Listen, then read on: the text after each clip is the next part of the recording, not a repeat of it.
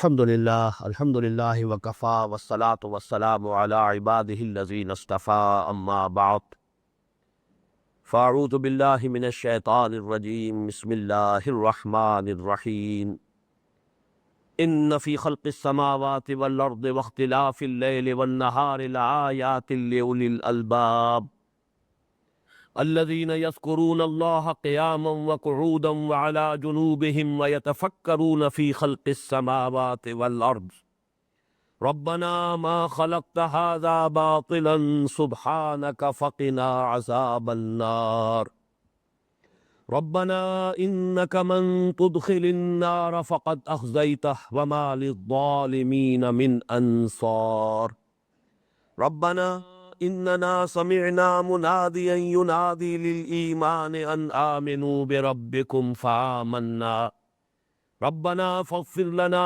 ذنوبنا وكفر عنا سيئاتنا وتوفنا مع الأبرار ربنا وآتنا ما وعدتنا على رسلك ولا تخزنا يوم القيامة إنك لا تخلف الميعاد فاستجاب لهم ربهم أني لا أضيع عمل عامل منكم من ذكر أو أنثى بعضكم من بعض فالذين هاجروا وأخرجوا من ديارهم وأوذوا في سبيلي وقاتلوا وقتلوا لأكفرن عنهم سيئاتهم ولأدخلنهم جنات تجري من تحتها الأنهار ثوابا من عند اللہ واللہ عندہ حسن الثواب صدق اللہ العظیم رب اشرح لی صدری ویسر لی امری واحلل عقدۃ من لسانی یفقہوا قولی اللہم ربنا الہمنا رشدنا واعذنا من شرور انفسنا اللہم ربنا نور قلوبنا بالایمان واشرح صدورنا للاسلام آمین یا رب العالمین۔ اب اس سے پہلے کہ ہم آگے بڑھیں، ان آیات مبارکہ کا ایک رواں ترجمہ ہمیں کر لینا چاہیے تاکہ اس کے مضامین کا ایک اجمالی خاکہ آپ کے سامنے آ جائے۔ ان فی خلق السماوات والارض، یقیناً آسمانوں اور زمین کی تخلیق میں، واختلاف اللیل والنہار، اور رات اور دن کے الٹ پھیر میں، لآیات، یقیناً نشانیاں ہیں، لأولی الالباب، ہوش مند لوگوں کے لیے، خرد مند لوگوں کے لیے، الذین یذکرون اللہ قیاما وقعودا وعلی جنوبہم، جو لوگ یاد رکھتے ہیں اللہ کو کھڑے ہوئے بھی، بیٹھے ہوئے بھی، اور اپنی کروٹوں کے بل لیٹے ہوئے بھی، وَيَتَفَكَّرُونَ فِي خَلْقِ السَّمَاوَاتِ وَالْأَرْضِ، اور غور و فکر کرتے ہیں آسمانوں اور زمین کی تخلیق میں، ربنا ما خلقت هذا باطلا، وہ پکار اٹھتے ہیں اے رب ہمارے، تو نے یہ سب کچھ بیکار، بے مقصد اور عبث پیدا نہیں کیا، سبحانک، تو پاک ہے اس سے، فقنا عذاب النار، بس ہمیں بچا آگ کے عذاب سے، ربنا انک من تدخل النار فقد اخزیتہ، اے رب ہمارے، جسے بھی تو نے داخل کر دیا آگ میں اسے تو رسوا کر دیا، وما للظالمین من انصار، اور ظالموں کے لیے کوئی مددگار نہیں ہوں گے، ربنا اننا سمعنا منادیا ینادی للایمان ان آمنوا بربکم فآمنا، اے رب ہمارے، ہم نے سنا ایک پکارنے والے کی پکار کو، ایک منادی کرنے والے کی ندا کو، کہ وہ پکار لگا رہا ہے ایمان کی، دعوت دے رہا ہے ایمان کی، کہ ایمان لاؤ اپنے رب پر، فآمنا، تو ہم ایمان لے آئے، ربنا فاغفر لنا ذنوبنا، تو اے رب ہمارے، بخش دے ہمارے لیے ہماری خطائیں، وکفر عنا سیئاتنا، اور دور کر دے ہم سے ہماری برائیاں، وتوفنا مع الابرار، اور ہمیں وفات دیجو اپنے نیک و کار بندوں کے ساتھ، ربنا وآتنا ما وعدتنا علی رسلک، اور اے رب ہمارے، ہمیں دیجو وہ سب کچھ جس کا کہ تو نے ہم سے وعدہ کیا ہے اپنے رسولوں کے ذریعے، ولا تخزنا یوم القیامہ، اور ہمیں رسوا نہ کیجو قیامت کے دن، انک لا تخلف المیعاد، یقیناً تو اپنے وعدے کے خلاف کرنے والا نہیں۔ فاستجاب لہم ربہم، تو قبول کی ان کی دعا ان کے رب نے، انی لا اضیع عمل عامل منکم من ذکر او انثی بعضکم من بعض، کہ میں تو تم میں سے کسی بھی عمل کرنے والے کے کسی بھی عمل کو ضائع کرنے والا نہیں ہوں، خواہ وہ مرد ہو خواہ عورت، اور تم سب ایک دوسرے ہی میں سے ہو۔ فالذین ہاجروا واخرجوا من دیارہم، تو وہ لوگ کہ جنہوں نے ہجرت کی اور جو نکال دیے گئے اپنے گھروں سے، وَأُوذُوا فِي سَبِيلِي، اور جنہیں ایذائیں دی گئی، ایذائیں پہنچائی گئی میرے راستے میں، وَقَاتَلُوا وَقُتِلُوا، اور جنہوں نے قتال کیا، جنگ کی، اور جنہوں نے اپنی جانیں دے دیں، جو قتل ہو گئے، لَأُكَفِّرَنَّ عَنْهُمْ سَيِّئَاتِهِمْ، ان کی تو لازماً میں تمام برائیوں کو دور کر کے رہوں گا، وَلَأُدْخِلَنَّهُمْ جَنَّاتٍ تَجْرِي مِن تَحْتِهَا الْأَنْهَارُ، اور لازماً میں ان کو داخل کر کے رہوں گا ان باغات میں جن کے نیچے نہریں بہتی ہوگی، ثوابا من عند اللہ، یہ بدلہ ہوگا اللہ کے پاس سے، واللہ عندہ حسن الثواب، اور اللہ ہی کے پاس ہے اچھا بدلہ۔ صدق اللہ العظیم۔ اب ان آیات کا اگر تجزیہ کیا جائے تو یہ نوٹ کر لیجئے کہ ان میں سے پہلی آیت کا تعلق ہے ایمان باللہ سے، ان فی خلق السماوات والارض واختلاف اللیل والنہار لآیات لأولی الالباب، اس کا تعلق ہے ایمان باللہ سے۔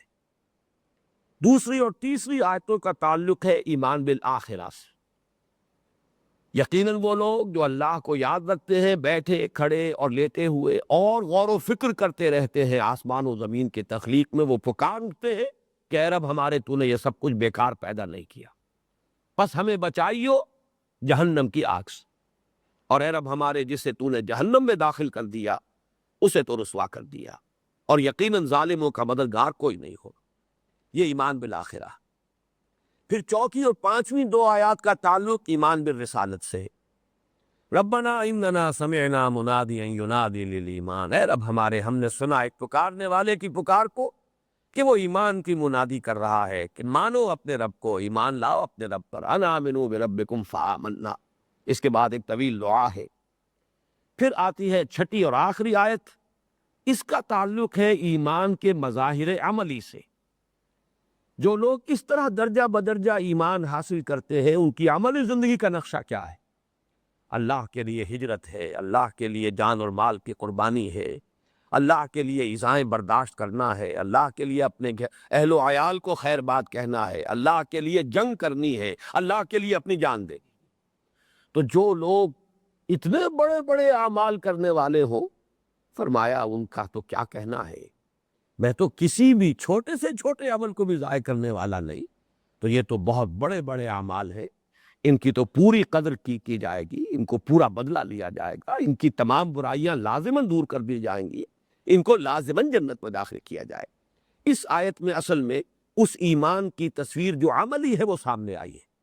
وہ ایمان تو ایک باطنی نور ہے، درجہ بدرجہ کیسے وجود میں آیا ہے وہ پہلی 5 آیات، لیکن اب اس کا جو ظہور ہو رہا ہے اس نور کا انسان کے عمل میں، اس کے کردار میں، اس کی شخصیت میں، اس کے رویے میں، اس کا ایک نقشہ ہے جو اس چھٹی آیت کے اندر کھینچ دیا گیا۔ اب آئیے پہلی آیت جس کا تعلق میں نے عرض کیا ہے کہ اس کا تعلق ہے ایمان باللہ سے، اس کے ضمن میں آج پھر میں چند باتیں آپ کو بنیادی بتا دینا چاہتا ہوں۔ علامہ اقبال نے اپنے خطبات میں شروع ہی میں ایک بہت بڑی بات کہی ہے، reconstruction of religious thought in Islam والا جو ان کا جو خطبات کا سلسلہ ہے، کانٹ کا حوالہ دیا ہے کہ وجود باری تعالیٰ کے لیے جتنے دلائل دیے گئے تھے، وہ آنٹولوجیکل ہو، کاسمولوجیکل ہو، ٹیلیولوجیکل ہو، یہ 3 قسم کے دلائل ہے کہ جو ارسطو کے زمانے سے دیے جا رہے ہیں۔ ایرسٹاٹل جو ہے مشائین کا استاذ ہے، استاد اول، اور اس نے جو منطق ایجاد کی اور پھر منطق کے ذریعے سے اللہ کے وجود اور اللہ کی ہستی کو ثابت کرنے کی کوشش کی۔ یہ ارسطو سے سلسلہ شروع ہوا ہے، اور اس کے بعد سے جتنے عیسائی متکلمین پیدا ہوئے، اس لیے کہ عیسائیت کا آغاز ارسطو کے بعد ہوا ہے۔ ارسطو تقریباً 300 سال قبل تھا دنیا میں حضرت مسیح علیہ السلام سے، 300 BC میں ہے، اس اعتبار سے اب عیسائیت بھی بعد میں آئی، علم کلام عیسائیوں کا بھی بعد میں آیا، پھر مسلمان آئے، مسلمانوں کے متکلمین علم کلام، ان سب نے وہی دلائل ہے کہ جن کو مختلف الفاظ کا جامہ پہنا کر پیش کیا ہے، آنٹولوجیکل، کاسمولوجیکل، ٹیلیولوجیکل۔ اس کو بھی میں چاہتا ہوں ذرا سا واضح کر دوں۔ آنٹولوجیکل کیا ہے؟ دلیل انی یا دلیل وجودی، کہ انسان کے ذہن میں ایک ہستی کامل کا نقشہ موجود ہے، اگر ہے تو یقیناً اس کا وجود بھی ہوگا۔ کیسے ہو سکتا ہے کہ انسان کے ذہن میں ایک تصور ہو کامل وجود کا اور اس کا کوئی خارجی وجود موجود نہ ہو؟ یہ ایک دلیل ہے، دلیل انی۔ کاسمولوجیکل یعنی ایک ہے وجود ممکن، ایک ہے وجود واجب، واجب الوجود اور ممکن الوجود، کنٹینجنٹ بینگ اور نیسیسری بینگ۔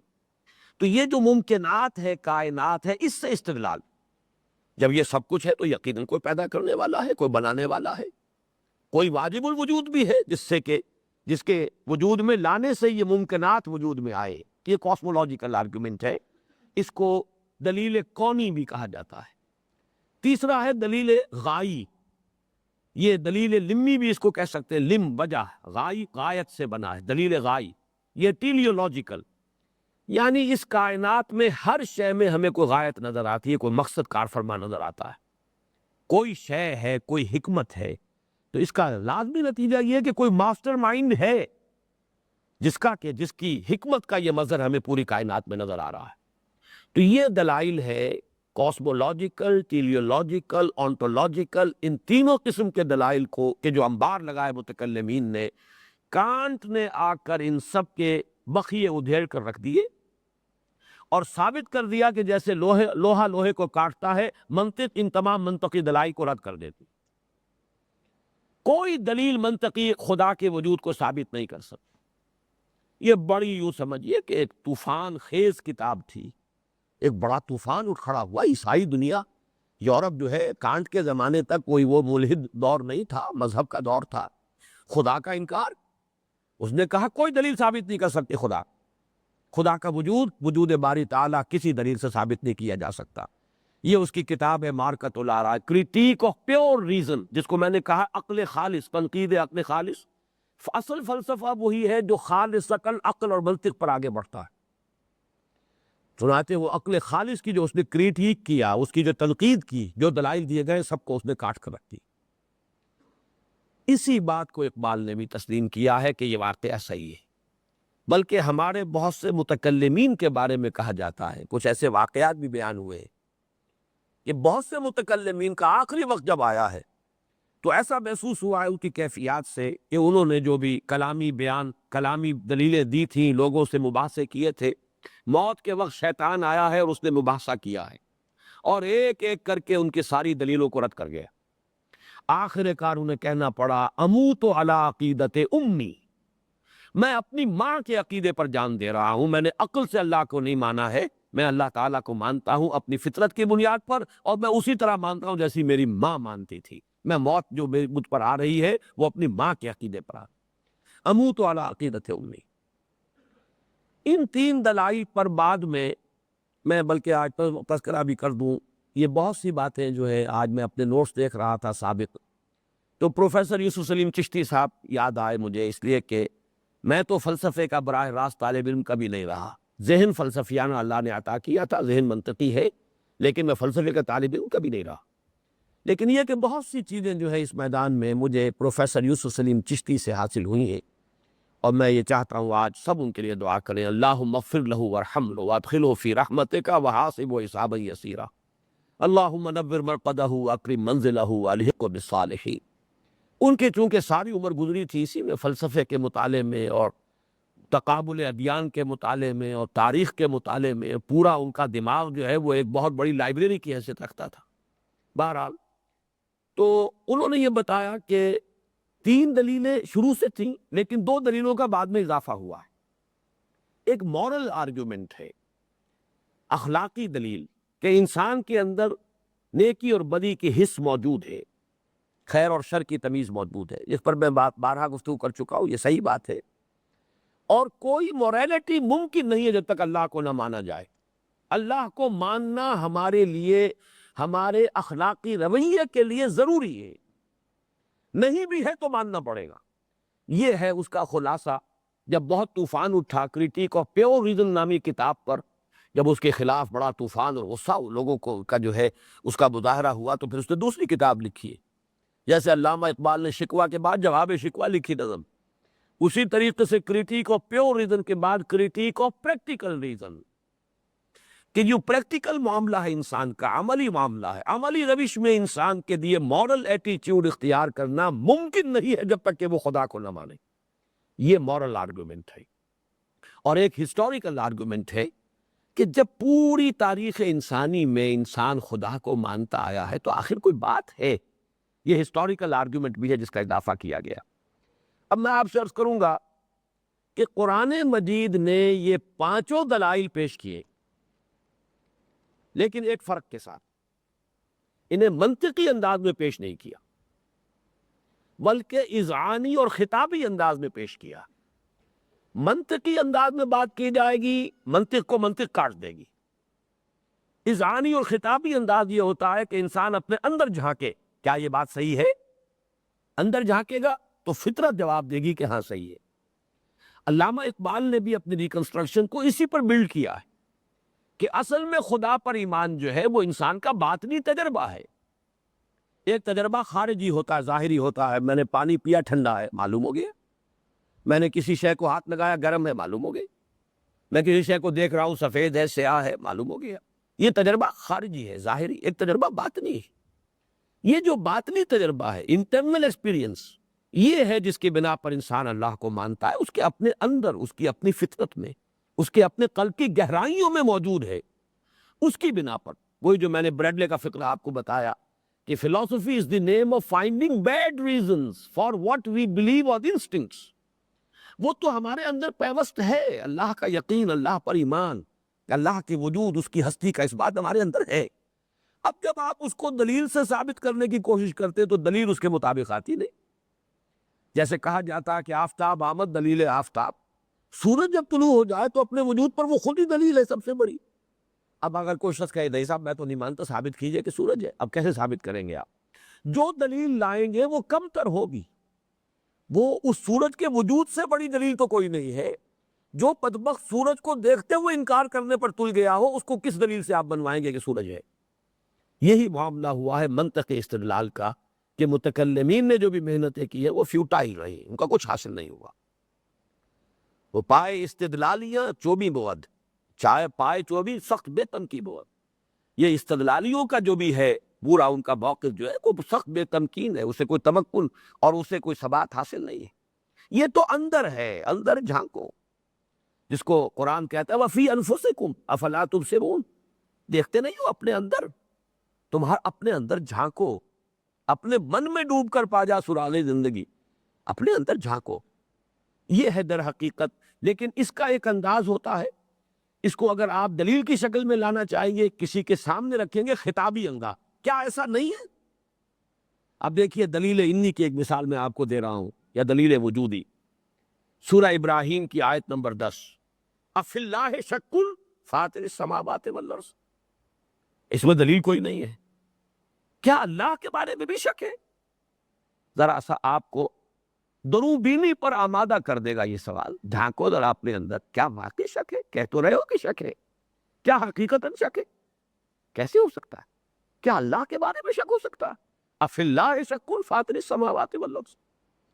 اسی طریقے سے اب دلیل غائی تو آج ہی کے سبق میں آ جائے گی، اگرچہ شاید آج ہم معنی پہنچ سکے۔ ربنا ما خلقت هذا باطلا، اے رب ہمارے تو نے یہ سب کچھ بیکار تو پیدا نہیں کیا، بے مقصد تو پیدا نہیں کیا۔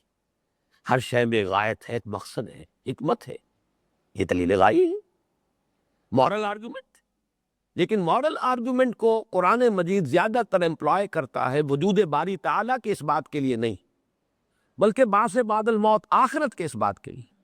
افنجعل المسلمین کالمجرمین ما لکم کیف تحکمون، کیا ہم مجرموں کو اور فرما برداروں کو برابر کر لیں گے؟ کیا ہو گیا تمہیں؟ تم کیسی باتیں کر رہے ہو؟ کیسی بچگانہ باتیں کر رہے ہو؟ کیا برابر کر دیے جائیں گے دیکھ اور پت؟ کیا غدار اور باغی اور دوسری طرف وفادار اور فرما بردار کوئی دنیا میں کوئی بادشاہت ہے؟ جو ان کو برابر کر دے. فتعال اللہ الملک الحق، بہت بلند و بالا ہے وہ بادشاہ حقیقی، وہ کوئی بھی اندھیر نگری چوپٹ راج نہیں چل سکتا. جزا ہونی چاہیے. اگر خیر خیر ہے، اگر شر شر ہے، تو خیر کا نتیجہ خیر، شر کا نتیجہ شر برآمد ہونا چاہیے. اس دلیل کو قرآن نے پیش کیا، کثرت سے پیش کیا، لیکن اس کو اللہ تعالیٰ کے وجود کے اس بات کے لیے نہیں بلکہ آخرت کے. تو میں جو کچھ عرض کر رہا تھا وہ یہ ہے کہ قرآن مجید نے یہ سارے دلائل دیے ہیں اور ان سب کو امپلائے کیا ہے، استعمال کیا ہے، لیکن منطقی انداز میں نہیں بلکہ اذعانی اور خطابی انداز میں. اور ان کو در حقیقت یوں کہنا چاہیے کہ یہ جو آیات ہے یہ ایک طرح سے انسان کے اندر جو ڈورمنٹ کانشسنس ہے، اس کا شعور جو خوابیدہ ہے، اسے جگانے کے لیے، بیدار کرنے کے لیے، اس کو ایکٹیویٹ کرنا ہے اندر موجود. جیسے کیمسٹری میں ایک تصور موجود ہے کیٹلیٹک ایجنٹ کا. دو چیزیں ہیں، دونوں موجود ہیں، انٹریکشن نہیں ہو رہا. کوئی چیز اور درکار ہے جو ان کے اندر باہم ایک انٹریکشن کرائے گی، وہ کیٹلیٹک ایجنٹ ہے. وہ کیٹلیٹک ایجنٹ جو ہے وہ استعمال نہیں ہوتا، جو کا تو رہتا، لیکن ان دونوں کے اندر وہ ایک معاملہ کروا دیتا ہے. ان دونوں میں انٹریکشن جو ہے باہمی تعامل کے لیے وہ ذریعہ بن جاتا. تو در حقیقت قرآن مجید صرف اس ڈورمنٹ کانشسنس کو جو انسان کے اندر موجود ہے اس کو بیدار کرتا ہے، اور یہ اس کا آرگومنٹ کا انداز ہے. البتہ جہاں تک آخرت کا تعلق ہے اس میں وہ فطرت کے ساتھ ساتھ عقل کو اور منطق کو بھی بروئے کار لاتا ہے. جہاں تک ایمان باللہ کا تعلق خالصتاً فطرت کی بنیاد پر، بدیہیات فطرت کی بنیاد پر اللہ کو مانا جائے گا. البتہ آخرت کا معاملہ ہم دیکھیں گے کہ اس میں یقیناً پھر اضافہ ہو جاتا ہے منطق کا بھی. اب آئیے پہلی آیت، ان فی خلق السماوات والارض واختلاف اللیل والنہار لآیات لأولی الالباب. یقیناً آسمانوں اور زمین کی تخلیق میں اور دن اور رات کے الٹ پھیر میں اختلاف خلف سے بنا ہے. اختلاف اردو میں تو ہم کہتے ہیں جو ہمارا ڈفرنس ہو جائے، ڈفرنس آف اوپینین، اختلاف رائے. عربی میں اصل جو اس کا مفہوم ہے اس کو نوٹ کیجئے. خلف کہتے پیچھا، پیٹھ، خلف، ایک دوسرے کے پیچھے لگے ہونا، الٹ پھیر. رات دن کے تعاقب میں ہے، دن رات کے تعاقب میں ہے، رات کے پیچھے دن آ رہا ہے، دن کے پیچھے رات آ رہی ہے. تو اختلاف در حقیقت اس معنی میں ان فی خلق السماوات والارض واختلاف اللیل والنہار لآیات لأولی الالباب. اب یہاں پر لفظ آیت پر غور کیجئے. آیت سے مراد کیا ہے؟ قرآن مجید کی یہ بیسک ٹرمینالوجی میں سے ہے. میں نے آج گنتی کی ہے 382 مرتبہ قرآن مجید میں یہ لفظ آیا ہے. آیت، آیات، آیاتنا، آیاتہو، جو بھی مختلف اس کی ہے ترکیبیں، لیکن 382 مرتبہ. اور یہ بیسک ٹرمینالوجی میں سے. اس کا مادہ کیا ہے؟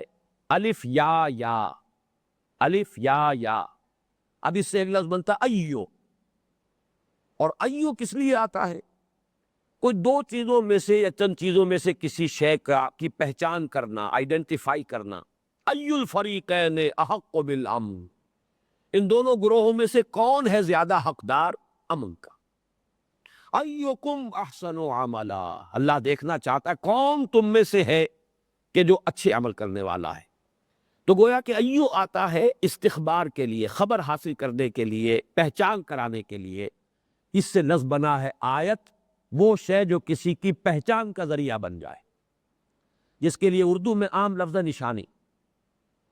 ایک رائے یہ ہے کہ یہ آیا ہے تعیّیا سے. تعیّیا کہتے ہیں کسی شے کا ثابت ہو جانا، اے تثبتا، باب تفاعل ہے. کوئی شے ثابت ہو گئی، قائم ہو گئی مضبوطی کے ساتھ، تثبتا، تعیّیا. اس کا مطلب ہے وہ شے کہ جو ثابت ہو جائے، پورے طور سے ظاہر ہو جائے، اس کے لیے یہ لفظ آیا ہے. اور اس سے آیت بنا وہ شے جو کسی شے کو ثابت کر دے، وہ شے جو کسی دوسری شے کے لیے دلیل بن جائے، وہ شے جو کسی شے کے شعور کو آپ کے اندر ایکٹیویٹ کر دے، وہ ہے آیت، نشانی. عام لوگ طریقے پر جو اردو کا لفظ استعمال ہوتا ہے وہ نشانی. اور نشانی کیا چیز ہے؟ کسی شے کو دیکھ کر آپ کا ذہن کسی دوسری شے کی طرف منتقل ہو جائے، بغیر اس میں کہ کوئی کانشس ایفرٹ شامل ہو. نوٹ کیجئے اس کو. بغیر اس کے کہ کوئی ڈسکرسو نالج شامل ہو. آپ نے کوئی استدلال کے کوئی قلعے بنا کر اور صغرا کبرا جوڑ کر نتیجہ حاصل نہیں کیا ہے. بلکہ وہ تو اچانک ایک شے دیکھی، کوئی اور شے یاد آ گئی. آپ کے دوست نے کبھی آپ کو کوئی شے دی تھی، کوئی ایک تحفہ تھا، آپ نے کہیں ٹرک میں رکھا ہوا تھا اطمینان سے. اب ہو گئے سال ہا سال، نہ کبھی دوست یاد آیا، نہ اس کا کوئی معاملہ، نہ کوئی خط و کتابت ہے، آپ کے ذہن سے اوجھل ہو گیا، یادداشت سے بھی نکل گیا. اچانک کسی روز آپ ٹرنک کھولتے ہیں، وہ شے نظر آ جاتی ہے، وہ رومال ہو، قلم ہو، کسی شے، کوئی شے ہو، فوراً دوست یاد آ گئے. Without any conscious effort. کوئی آپ کا ارادہ نہیں تھا کہ آپ اس کو یاد کریں، اور بغیر اس کے کہ کوئی دلیل استدلال کا معاملہ ہوا، بلکہ وہ تو یہ کہ وہ شے آپ نے دیکھی اور وہ نشانی تھی کسی اور شے کی، فوراً وہ شے یاد آ گئی. اب اس کے دو اور نتیجے نکلیں گے کہ آیت سے جو شے حاصل ہوتی ہے وہ جیسا کہ میں نے عرض کیا، نمبر ایک، without any conscious effort, without any discursive discourse, بغیر کسی منطقی استدلال کے، بغیر کسی اپنے شعوری ارادے کے کوئی علم حاصل ہوا. دو باتیں اور نوٹ کیجئے. نمبر ایک یہ کہ نشانی کے ذریعے کوئی علم دیا نہیں جا سکتا، وہ علم پہلے سے ہوتا ہے. کوئی شے اندر تھی آپ کے، ذہول کے پردے پڑ گئے تھے، یادداشت کی گہرائی میں چیز اتر گئی تھی. اس کے لیے میں الفاظ استعمال کرتا رہا ہوں کہ محافظ خانہ ایک دفتر ہوتا ہے ڈی سی آفس کے ساتھ. اب فائلیں ہیں سال ہا سال کی پرانی، جو ہے کیسز جو ہیں وہ بند ہو چکے، فائلیں وہاں ڈمپ ہوتی ہیں، نہ معلوم انبار لگے ہوتے ہیں، زمین سے لے کے چھت تک جو ہے وہ بنے ہوئے ریکس اور فائلیں. اب ان فائلوں میں محافظ خانہ جو ہمارے ذہن کا ہے، یادداشت جو ہے، آج کچھ چیزیں معلوم ہوئی، پھر کل کچھ اور معلوم ہوئی، پھر کل کچھ اور معلوم ہوئی، پھر اور معلوم ہوئی، اب وہ نیچے جاتی جا رہی. تو محافظ خانے میں، یادداشت کے محافظ خانے میں کوئی شے بہت نیچی چلی گئی ہے. اب یہیں سے آپ نے ڈھونڈ کر نکال لی ہے. بہرحال وہ نئی تعلیم اور شے ہوتی ہے. تعلیم ہے کوئی نئی بات کسی کو بتانا، علم دینا، جبکہ نشانی کے ذریعے سے کوئی نیا علم حاصل نہیں ہوتا، پرانا علم تازہ ہو جاتا ہے. پرانی بات جو بھول گئے تھے آپ، وہ یاد آ جاتی. یہی وجہ ہے قرآن مجید کی ایک دوسری اہم اصطلاح آپ سمجھ لیجئے، وہ ہے ذکر، ذکرہ، تذکرہ، تذکر، تذکیر. فذکر بالقرآن من یخاف وعید. ذکر کے معنی یاد، ریمائنڈ کرنا. کوئی شے جو آپ کے ذہن میں تھی لیکن وہ یادداشت کے ذخیرے میں نیچے اتر گئی محافظ خانے میں، اسے پھر دوبارہ اٹھا کر شعور کی سطح پر لے آتا. یہ تذکیر ہے. تذکر، چیتا، چیتا آ گیا. کوئی شے تھی جو بھول گئے تھے، اور یہی لفظ جو ہے خاص طور پر شاہ عبد القادر نے یہ استعمال کیا اس لفظ کے ترجمے میں. اس دن چیتے گا انسان، یومئذ یتذکر الانسان وانیٰ لہ الذکریٰ. اور کس کام کا اس دن چیتنا؟ یاد تو آ جائے گا، حقیقت تو منکشف ہو جائے گی، لیکن اب کیا فائدہ؟ تو یہ گویا کہ علم پہلے سے ہوتا. اسی لیے قرآن مجید میں لفظ آیت کے ساتھ ساتھ بریکٹ کر کے دوسری اہم اصطلاح نوٹ کر لیجئے، تذکیر، ذکر. قرآن کیا ہے؟ ذکر. انا نحن نزلنا الذکر وانا لہ لحافظون. ہم نے ہی اس ذکر کو نازل، یاد دہانی ہے، ریمائنڈ کرنے والی شے ہے، تمہیں یاد دلانے والی شے ہے. تمہارے اندر چیزیں موجود ہے. کم سے کم ایمان باللہ کی حد تک نوٹ کر لیجئے، یہ معرفت رب انسان کی فطرت میں موجود ہے. ڈورمنٹ ہے یہ کانشسنس. اس ڈورمنٹ کانشسنس کو ایکٹیویٹ کرنا ہے. یہ گہرائی میں اتر گئی ہے، اس کی یاد، اس کو لا کر اور شعور کی سطح پر لے آنا ہے. اور یہ معاملہ جیسا کہ میں نے عرض کیا، سپونٹینیس ہے، بغیر کسی کانشس ایفرٹ کے ہے، بغیر کسی جو جس کو ڈسکرسیو نالج کہتے ہیں، تجزیاتی اور منطقی صغرا کبرا جوڑ کر نتیجہ نکالنا، اس کا اس میں کوئی دخل نہیں. اس لیے کہا ہے آسمانوں اور زمین کی تخلیق اور رات اور دن کے الٹ پھیر میں نشانیاں ہیں. کس کی؟ اللہ کی، خالق کی، اس کی صفات کمال کی. اس کو دیکھو اور اس کو پہچان لو. کوئی ہے؟ برگ درختان سبز در نظر ہوشیار، ہر ورق دفتر است معرفت کردگار. یہ شیخ سعدی کا شعر. یہ جو درخت ہے، ان کے ہرے ہرے پتے، ہر پتا جو ہے اللہ تعالیٰ کی معرفت کا ایک دفتر ہے. دیکھنے والی نگاہ چاہیے. معمور ہو رہا ہے عالم میں نور تیرا، ازباہ تاب ماہی سب ہے ظہور تیرا. یہ پوری کائنات، اس کی ایک ایک شے جو ہے وہ اللہ تعالیٰ کی یاد کے لیے، اللہ کے ذکر کے لیے، یاد دہانی کے لیے، ریمائنڈ کرانے کے لیے، اس کی معرفت، سوئی ہوئی معرفت کو جگانے کے لیے۔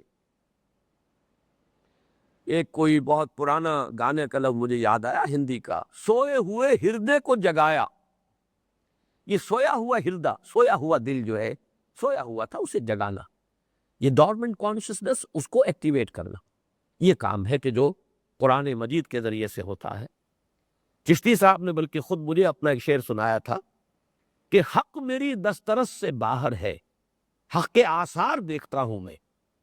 حق کے آثار ہے یہ پوری کائنات، یہ ظہور ہے اللہ کا، ہر شے نشانی ہے، سورج نشانی ہے، چاند نشانی ہے، ہواؤں کا چلنا نشانی ہے، بارش کا برسنا نشانی ہے، آسمانوں کی تخلیق نشانی ہے، زمین کی تخلیق نشانی ہے۔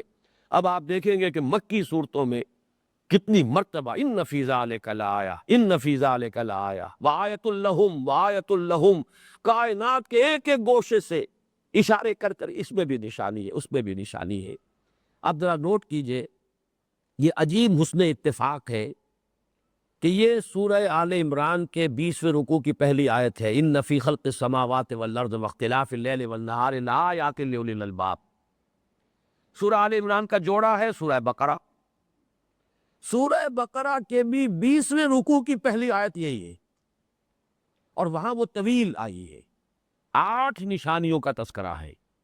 ان فی خلق السماوات والارض واختلاف اللیل والنہار والفلک التي تجری فی البحر بما ينفع الناس وما انزل اللہ من السماء من ماء فاحیا به الارض بعد موتها وبث فيها من كل دابة وتصريف الرياح والسحاب المسخر بين السماء والارض لآیات لقوم یعقلون۔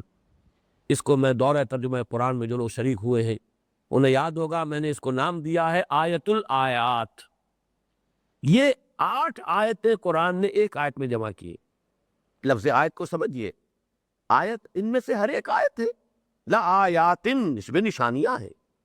آسمانوں کی تخلیق ایک نشانی ہے، زمین کی تخلیق ایک نشانی ہے، رات اور دن کا الٹ پھیر ایک نشانی ہے، اور جو سمندروں میں کشتیاں چل رہی ہیں نشانی ہے، پھر یہ کہ جو بارش برستی ہے آسمان سے وہ نشانی ہے، اس کے ذریعے سے جو سبزہ وہ نکلتا ہے زمین سے وہ نشانی ہے، یہ جو چوپائے پھیلا دی ہے زمین میں وہ نشانی ہے، ہواؤں کا چلنا ایک نشانی ہے، اور یہ جو بادل ہیں آسمان اور زمین کے درمیان معلق نشان، لآیات لأولی الالباب۔ آپ مکی صورتوں میں دیکھیں گے ان میں سے ایک ایک پر ایک ایک آیت آئے گی، لیکن یہاں پر اس آیت میں آیت الآیات، یہ آیت نمبر 164 ہے سورہ بقرہ کے 20ویں رکوع کی پہلی آیت، ان فی خلق السماوات والارض واختلاف اللیل والنہار والفلک التي تجری فی البحر بما ينفع الناس وما انزل اللہ من السماء من ماء فاحیا به الارض بعد موتها وبث فيها من كل دابة وتصریف الرياح والسحاب المسخر بین السماء والارض لآیات لقوم یعقلون۔ نوٹ کر لیجئے، یہ بھی ایک مثال ہے، القرآن یفسر بعضہ بعضا، اور قرآن مجید میں مثنیٰ جو ہے، جو عظیم آیات ہیں، آپ کو ان کا مثنیٰ کہیں نہ کہیں مل جائے گا، اور یہ تو چونکہ سورہ بقرہ سورہ آل عمران ایک جوڑے کی حیثیت رکھتی ہیں، ان میں بالکل ٹھیک اسی جگہ پر 20ویں رکوع کا پہلی آیت سورہ بقرہ کی بھی، سورہ آل عمران کی۔ اب ذرا نوٹ کیجئے، اولو الالباب کسے کہتے ہیں؟ لآیات لأولی الالباب، ہوش مند لوگوں کے لیے ہے، لیکن یہ کہ الباب کا لفظ، اس کی جیسے وہ آیت جو ہے الف یا اس سے یہ لفظ نکلا ہے، الباب لب، لام با با لب، لب کہتے ہیں کسی شے کا اصل جوہر، جیسے ہم کہتے ہیں لمب لباب، اس پوری بحث کا لمب لباب یہ ہے، ساری گفتگو کا لمب لباب یہ ہے، لیکن قرآن مجید میں یہ لفظ اس مادے سے صرف لفظ آیا ہے الباب، لمب بھی نہیں آیا، صیغہ واحد نہیں آیا، 16 مرتبہ قرآن مجید میں اولو الالباب کا لفظ آیا۔ لب کیا ہے؟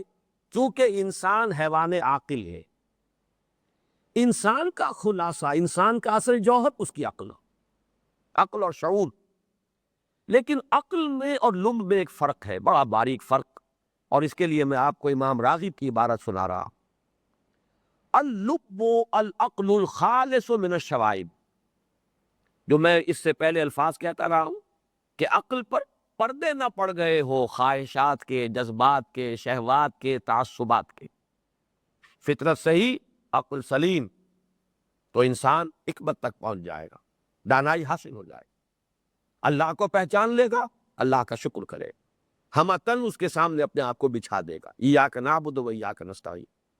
وہی بات یہ کہہ رہے ہیں، وہ عقل جو امپیورٹی شوائب سے پاک ہو، عقل سلیم، عقل سلیم کو کہیں گے لب، عام عقل نہیں۔ پھر میں عرض کر رہا ہوں، وہ جس کو میں نے آج بھی لفظ استعمال کیا تھا، کل کیا تھا، کہ یہ عقل تو در حقیقت کرائے کی، یہ دماغ جو ہے کرائے کا وکیل ہے، اصل سے ڈائریکشن فطرت معین کرتی ہے اور دماغ اس کے لیے دلائل دے دیتا۔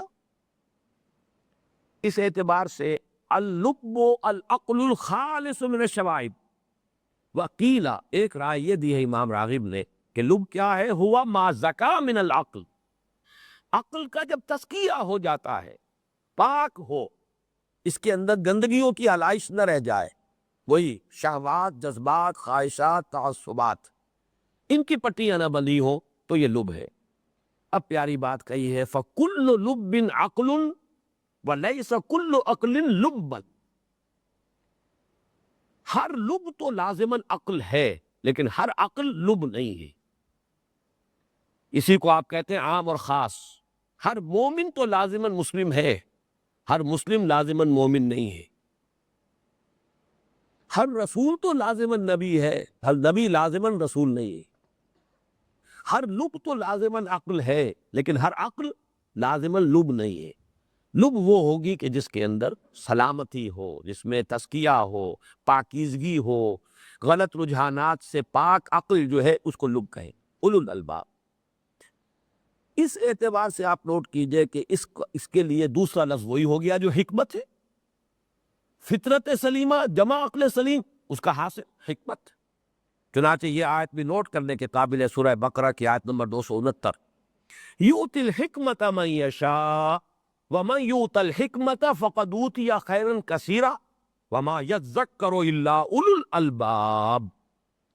اللہ تعالی حکمت عطا فرماتا ہے جس کو چاہتا ہے، اور جس کو حکمت عطا کر دی گئی اسے تو خیر کثیر عطا کر دیا گیا، لیکن یہ تذکر نہیں حاصل کر سکتے مگر صرف اولو الالباب، یہ اصحاب عقل، لیکن عقل والے نہیں، پاکیزہ عقل والے، لب والے لوگ ہیں کہ جن کو حکمت ملتی ہے۔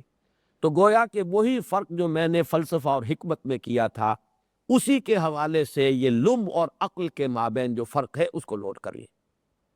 دوسری بات یہ معلوم ہوئی کہ وہ جو آیت مبارکہ سورہ بقرہ کی میں نے آپ کو سنائی، آیت الآیات، اس میں آخر میں آیا لِقَوْمٍ يَعْقِلُونَ ان فی خلق السماوات والارض واختلاف اللیل والنہار والفلک التی تجری فی البحر بما ينفع الناس وما انزل اللہ من السماء من ماء فاحیا به الارض بعد موتها وبث فیها من کل دابۃ وتصریف الرياح والسحاب المسخر بین السماء والارض لآیات لقوم یعقلون۔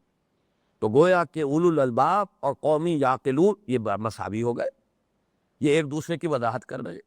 القرآن یفسر بعضہ بعضا، البتہ یہ فرق نوٹ کیجئے کہ وہ عقل عام نہیں، عقل کے جو جذبات، خواہشات اور تعصبات سے آزاد ہو، جس کا تزکیہ ہو گیا، جو فطرت سلیمہ کے تحت اس کی رہنمائی میں، اس کی نگرانی میں کام کر رہی ہو۔ اگر یہ ہوگا تو اس کائنات کی ایک ایک شے، ہر ذرہ ذرہ، اس کا ایک ایک پتا جو ہے ان درختوں کا، وہ اللہ کی معرفت کا ہی دفتر ہے۔ اب معرفت کا دفتر دیکھو، کوئی یاد آیا؟ دیکھو آسمان کو، کوئی یاد آیا؟ دیکھو سورج کو، کوئی یاد آیا؟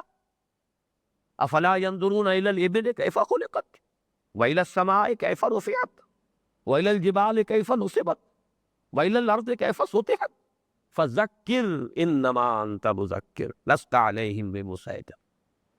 کیا یہ دیکھتے نہیں آسمان کو کیسے بلند کیا گیا؟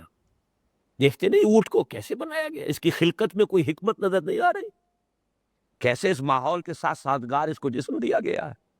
یہ سیرا کا جہاز کس کی حکمت ہے جس کا کہ یہ مظہر ہے؟ کس کی بلندی ہے، علو شان ہے جس کی طرف اشارے یہ آسمان کر رہا ہے؟ کس کی ربوبیت ہے جس کے مظاہر زمین میں نظر آ رہے ہیں؟ افلا ينظرون الى الابل كيف خلقت والى السماء كيف رفعت والى الجبال كيف نصبت۔ وَإِلَى الْأَرْضِ كَيْفَ سُطِحَتْ فَذَكِّرْ، اے نبی آپ یاد دہانی کراتے رہیے. انما انت مذکر، آپ تو بس صرف یاد دہانی کرانے والے ہیں. لست علیہم بمسیطر، آپ ان پر کوئی داروغہ نہیں ہے. جو نہ مانے آپ بنوا نہیں سکتے. ایسی دلیل کوئی نہیں ہے کہ جس سے آپ کہیں کہ اب اس دلیل سے تو لازماً ماننا پڑے گا تمہیں. وہ تو یاد دلانے والی بات ہے. یاد آ گیا کہ نہیں آیا؟ اور دکھائیے، اور دکھائیے، اور دکھائیے. اب بھی یاد نہیں آیا، اب بھی یاد نہیں آیا. نہیں آیا تو نہیں آئے گا، آپ چھوڑیے اس کو. اس لیے کہ اس کے ساتھ دلیل کی بحث میں واقعہ یہ ہے، جنہوں نے منطقی دلائل سے اللہ کا اس بات کرانا چاہا ہے، وہ بالکل ایک لا یعنی اور لا حاصل اپنی محنت کے اندر لگے. یہ راستہ ہی نہیں. قرآن کا اسلوب جو ہے منطقی نہیں ہے. قرآن کا اسلوب تو ان دو بنیادوں پر ہے: اللہ کا ایمان، اللہ کی معرفت ہے اندر. اس کو بھی واضح سمجھ لیجیے کس کے اندر ہے. وہ روح جس کے بنا پر ہم انسان بنے ہیں، اس روح کا تعلق ہے ذات باری تعالیٰ کے ساتھ. نفخت فیہ من روحی، اس میں ساری معرفت موجود ہے. البتہ یہ کہ پردے پڑ گئے. پردوں میں فرق ہے. کسی کے پردے ہلکے ہیں، کسی کے پردے بہت دبیز ہے. کسی کے پردے اٹھ گئے، کسی کا تو ایسا صاف شفاف آئینہ ہے. آئینہ آپ دیکھتے ہیں، آئینہ خود بخود نہیں جگمگاتا، اس کے سامنے روشنی آ جائے گی جگمگا اٹھے گا. یہ اگلے درس کا مضمون ہے. نور ایمان دو انوار سے، دو نوروں سے مل کر بنا ہے. نور فطرت، نور وحی. لیکن فرض کیجئے کہ گردہ پڑا ہوا تھا آئینے پر، ہلکا سا گردہ تھا، آپ نے صاف کر دیا، جگمگا اٹھا. اگر زنگ آ گیا تھا بہت زیادہ، اندر ہی سے گویا کہ وہ پوری جو اس کا استر ہے وہی ختم ہو چکا. اب کیا ہوگا؟ کچھ بھی نہیں ہو سکتا. اب آپ لاکھ سر پڑھتے رہیے، اب اس کے اندر وہ انعکاس ہوگا ہی نہیں. اس اعتبار سے فذکر انما انت مذکر لست علیہم بمسیطر، یہ سارا دار و مدار ہے انسان کی اپنی داخلی کیفیت پر. حجابات اگر لطیف ہے اٹھ جائیں گے، کثیف ہے اور اتنے کثیف ہے کتنے میں دور لگا لیجیے نہیں اٹھ سکے. تو آپ ان کے اوپر اپنے آپ کو داروغہ نہ سمجھیے، یاد دہانی کرائیے. اب اس میں نوٹ کیجئے آیات. آخری بات عرض کر رہا ہوں، آج ایک ہی آیت پر ہم آج کے درس کو ختم کر رہے ہیں. یہ آیت اور تذکیر اور ذکر اور ذکرہ اور تذکر، یہ تمام، یہ دونوں جو ایک دوسرے کے ساتھ ملی جلی چیزیں ہیں. قرآن مجید نے ہمیں بتایا ہے کہ آیات آفاق میں بھی ہے، آیات انفس میں بھی ہے، اور آیات قرآنیہ، قرآن کا ہر جملہ آیت ہے. آیات آفاقی، آیات انفسی. سنوریہم آیاتنا فی الآفاق وفی انفسہم حتی یتبین لہم انہ الحق. ہم عنقریب انہیں دکھائیں گے اپنی آیات، آفاق میں بھی اور ان کے اپنے اندر بھی، یہاں تک کہ ان پر یہ بات مبرہن ہو جائے گی، واضح ہو جائے گی کہ یہ حق ہے، قرآن جو کچھ کہہ رہا ہے صحیح. یہ آیات آفاقی، آیات انفسی. اسی طریقے سے سورہ زاریات میں، یہ تو آیت ہے سورہ حامیم السجدہ کی، سورہ زاریات میں ہے وَفِي الْأَرْضِ آیَاتٌ لِّلْمُوقِنِينَ وَفِي أَنفُسِكُمْ أَفَلَا تُبْصِرُونَ. زمین میں بھی نشانیاں ہیں یقین کرنے والوں کے لیے، لا تعداد نشانیاں. برگ درختان سبز در نظر ہوشیار، ہر ورق دفتر است معرفت کردگار. وفی انفسکم افلا تبصرون، تمہارے اپنے اندر، تمہارے وجود کے اندر، تمہارے باطن میں نشانیاں موجود. مرزا عبد القادر بے دل کا ایک شعر ہے، ستم است در ہوست کشد کے بسیر سر و سمندرا، تجھ غنچہ کم نہ دری دہی در دل کشا بچمندرا. کتنی ستم کی بات ہے کہ تم چمن کی سیر کو نکلتے ہو، پھولوں کو دیکھنے کے لیے، باغ کی سیر کرنے کے لیے. باہر کا چمن تو تمہیں نظر آتا ہے، تمہارے اپنے اندر ایک چمن ہے. ستم است در ہوست کشد کہ بسیر سر و سمندرا، تجھے غنچہ کم نہ دمیدئی. تو خود جو ہے، تیرا اپنا وجود ایک غنچے سے زیادہ درخشاں ہے، اس سے کم نہیں ہے. تجھے غنچہ کم نہ دمیدئی در دل کشا، اپنے دل کا دروازہ کھول، بچمن درا، اس دل کے اندر جو چمن آباد ہے ذرا کبھی اس کی سیر کا. سادہ الفاظ میں اقبال نے کہا اپنے من میں ڈوب کر پا جا سراغ زندگی، تمہارے اپنے اندر. وفی انفسکم افلا تبصرون، تو کیا تم دیکھتے نہیں؟ آیات قرآنی آپ کیا کرتی ہیں؟ وہ جو میں نے کیٹلیٹک ایجنٹ کا لفظ استعمال کیا تھا، انہی آیات آفاقی، آیات انفسی کی طرف اشارے کر کر کے دیکھو، آسمان کو دیکھو، زمین کو دیکھو، ستاروں کو دیکھو، چاند کو دیکھو، رات کو، دن کو، ان سب کی طرف اشارے کر کے، اور پھر یہ کہ اس کے اپنے اندر ایک صوتی آہنگ ہے، اس کے اندر ایک ڈیوائن ملکوتی ہے، اس میں اپنا ایک نغمہ ہے، یہ نغمہ یہ گویا کہ اندر اس شعور کو مزید بیدار کرنے کے لیے تو آیات آفاقی، آیات انفسی اور آیات قرآنیہ، ان تینوں کا نتیجہ کیا ہے؟ اللہ کی معرفت جو فطرت انسانی میں موجود ہے وہ ان آیات کے ذریعے سے ابھر کر انسان کی شعور کی سطح پر آ جاتی ہے، اور اس کا نام ہے ایمان باللہ۔ بارک اللہ لی ولکم فی القرآن العظیم ونفعنی وإیاکم بالآیات والذکر الحکیم۔